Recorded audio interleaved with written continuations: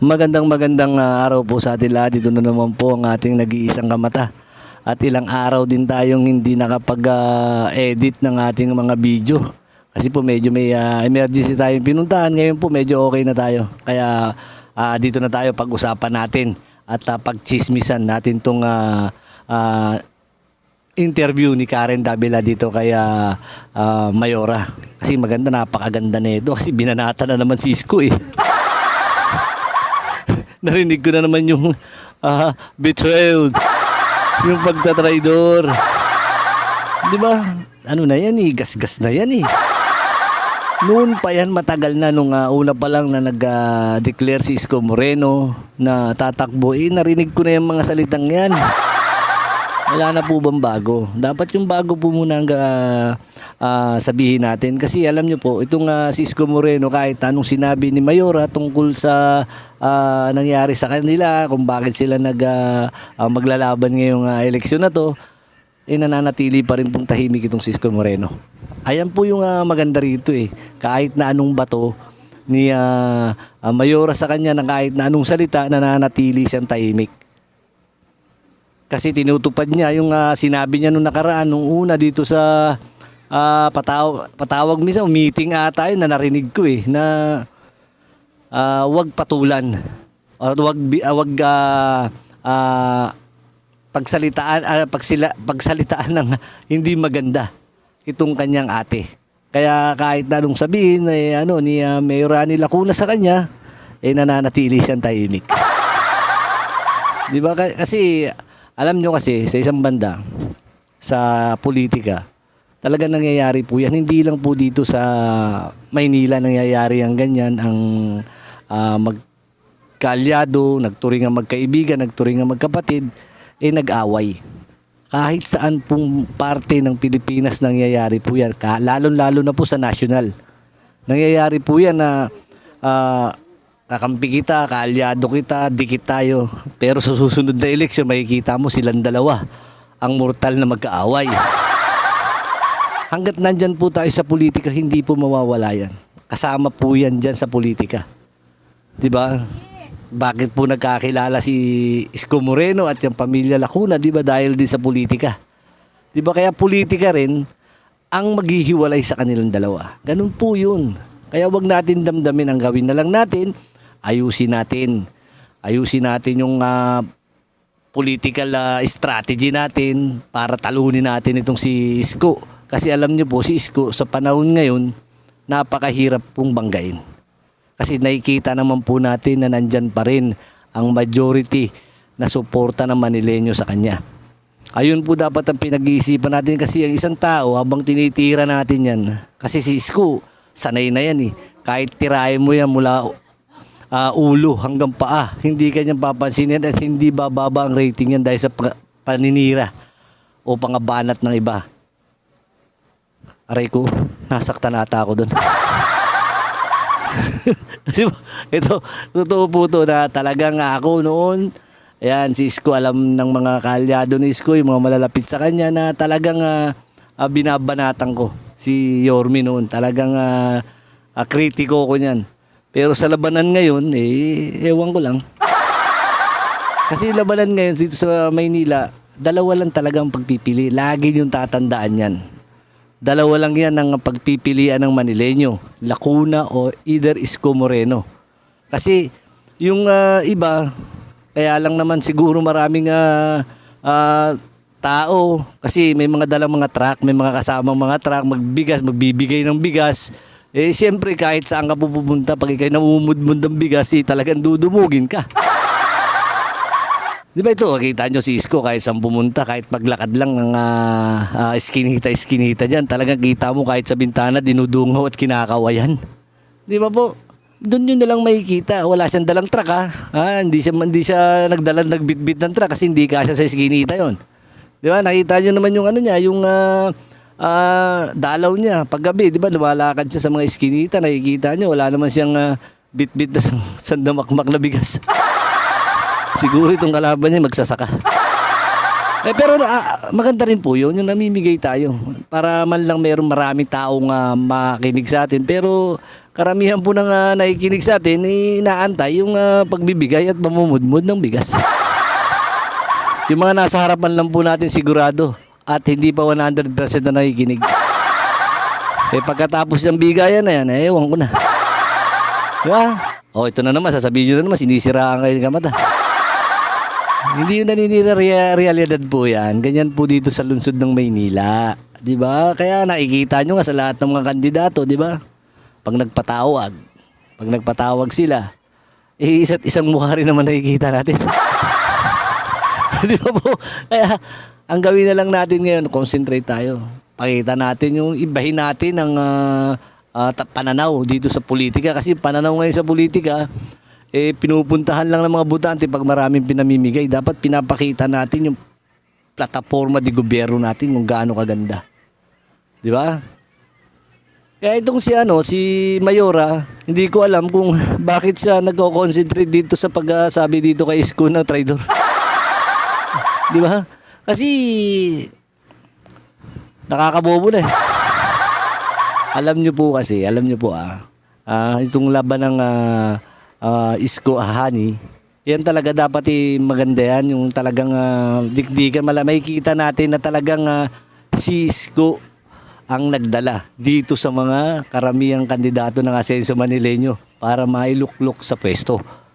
Dahil nakita nyo yung kawalan sa kanila ng mga supporter, kasi kita mo naman yung supporter ni Isko. Naku po, nung pag-file pa lang na COC. Kung hindi nga lang nakaputi yun, pagkakamalang kong piyesta na ng Quiapo. Di ba, sa sobrang dami, totoo po yan, nakita po natin, di ba? At ito pa ang napansin natin.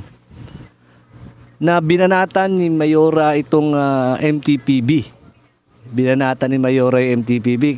Diba, nakita natin na sabi ni Mayora na pinakiusap daw itong mga hepe na dikit kay Yorme na iba i-retain sa pwesto. Pero ang ano ni Mayora ay marami daw complain. Lalo na daw sa mga pangungutong ng mga traffic enforcer. Di ba po, nakita po natin yan. Pero ito lang po napansin ko. Nakikita natin yung pangungutong ng mga traffic enforcer, yung mga reklamo sa kanila, nakikita natin. Pero yung sandamakmak na reklamo ng parking na nakasambalang dyan sa lansangan, sa harapan ng City Hall, sa Quiapo, at halos lahat ng matataong lugar dito sa lungsod ng Maynila, isang katutak ang parking, hindi ninyo binanggit. Ayan po ang pinakamalaking reklamo dito sa lungsod ng Maynila. Dahil po tinagurian na po ang lungsod ng Maynila na parking capital of the Philippines.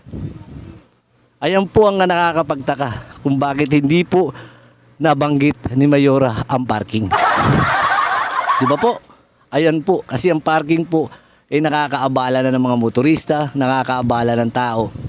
Dahil ang bangketa ginawa ng parking pero hindi nyo man lang sinabi. Ayan po ang sangkatutak na reklamo dito sa lungsod ng Maynila na hindi natin inaaksyonan. Noon pa po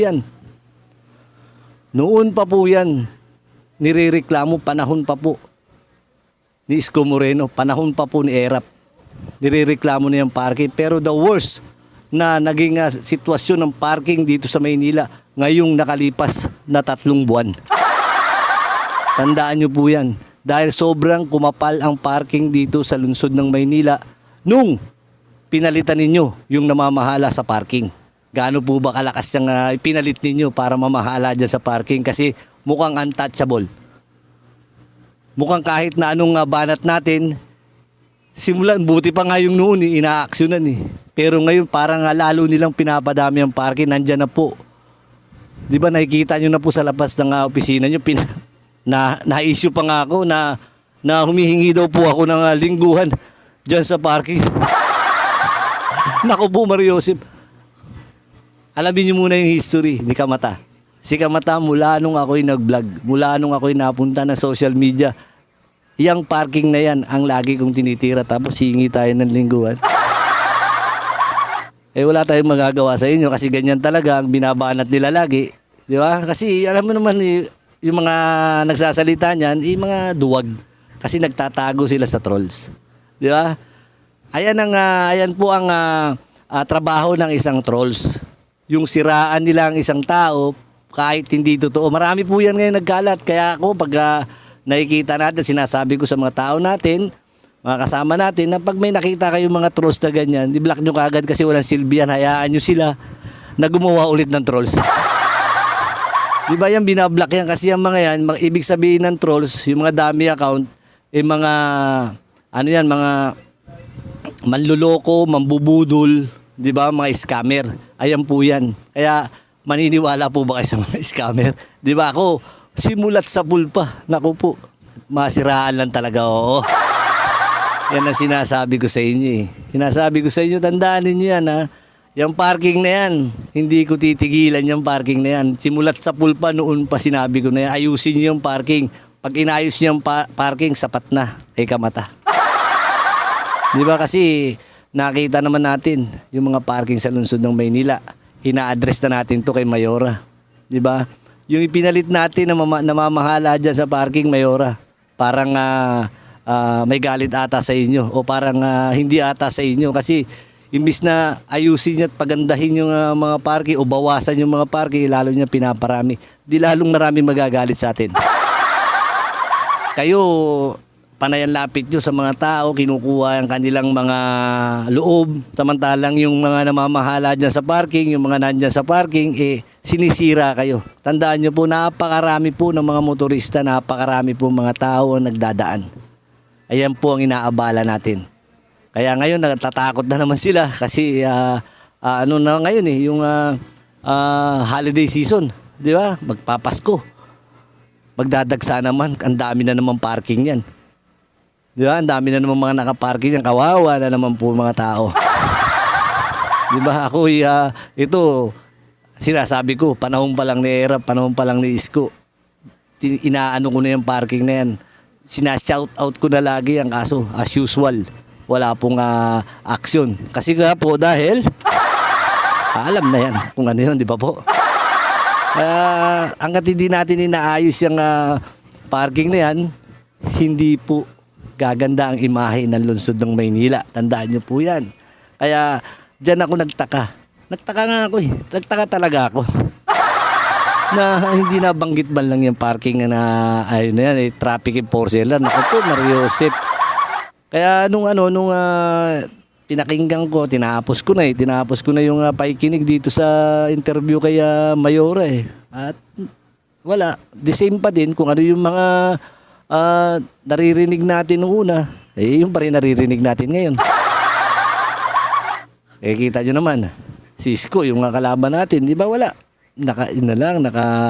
Patuloy lang, di ba? Wag natin baga sa laro yan eh, di ba? Baga sa as sports yan, di ba? Na kapag ikaw ay galit, talo. Di ba? Di ba? Ganyan eh. Karamihan po ng sports ngayon, iniinis yung kalaban. Kapag nainis ka, patay ka.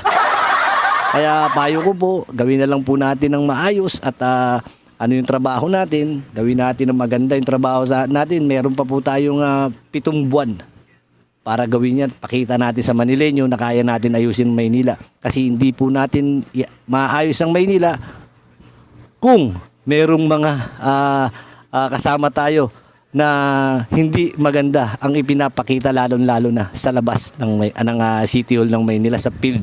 Itong parking, di ba? At napapansin natin ngayon. Di ba napapansin ko na ngayon na bakit nagkalat yung mga tricycle? Di ba? Dumami. At dapat pinapaayos natin yan. Sinasabi na umayos sila. Umayos sila kung saan sila dapat nandun, na huwag silang pakalat-kalat sa kalsada kasi napupuna po ng mga tao yan na napakarami na din. Pero by the way, hindi natin pinapakialaman yung mga yan. Hayaan natin si Mayora ang magdesisyon dyan at nakikita niya rin at papayuhan na rin natin si Mayora na sana Mayora, labas tayo. Tingnan natin, kaso nga lang, Larry, pag lumabas, andyan yung mga escort niya, hinahawi, nililinis, kaya hindi rin natin nakikita. Kaya ewan natin kung ano mangyayari, di ba? Abangan na lang ang susunod na kabanata. Pero tayo, wala po tayong ibang ibig sabihin sa mga pinag-uusapan natin ngayon. Basta sa atin po, ayusin lang natin ang lungsod ng Maynila. Champion kayo kay Kamata. Magandang araw po at God bless.